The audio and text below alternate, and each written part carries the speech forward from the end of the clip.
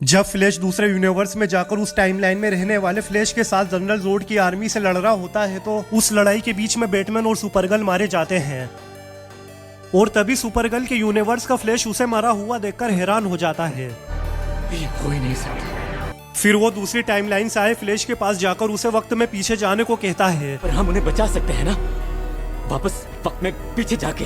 तू अभी उतना फास्ट नहीं हुआ है, किसने बोला? ये बोलते ही वो दोनों अपनी लाइट की स्पीड को ब्रेक करके फुल स्पीड में बैटमैन और सुपरगर्ल के मरने से पहले के टाइम में जाकर एक दूसरे से बात करते हैं कि इतना पीछे चलेगा? हाँ, लगता तो है। तभी वो दोनों फ्लैश उस टाइमलाइन में कूदकर उनके मरने के वक्त को बदलने की कोशिश में लग जाते हैं। उस पे हमला बिल्कुल मत करना, उस पे बचाव कवच है। Roger that.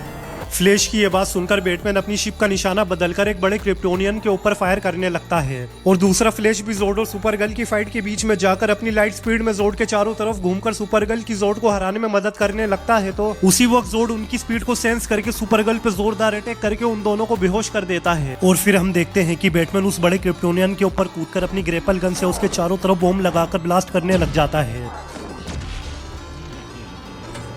तभी वो बैटमैन को जमीन पर जोरों से पटककर बुरी तरह घायल करके उसे मारने के लिए आगे बढ़ता है तो बैटमैन का आखिरी बचा बॉम्ब उसके सर में ब्लास्ट हो जाता है और जैसे ही दूसरे फ्लैश को होश आता है तो वो सुपरगर्ल को जोड के हाथों से मरने से बचा नहीं पाता। फिर दूसरी टाइमलाइन का फ्लैश बैटमैन के पास जाकर उसे मरता हुआ देखकर वो समझ जाता है कि हम वक्त में कितनी बार भी पीछे चले जाए हम इनकी मरने की तकदीर नहीं बदल सकते।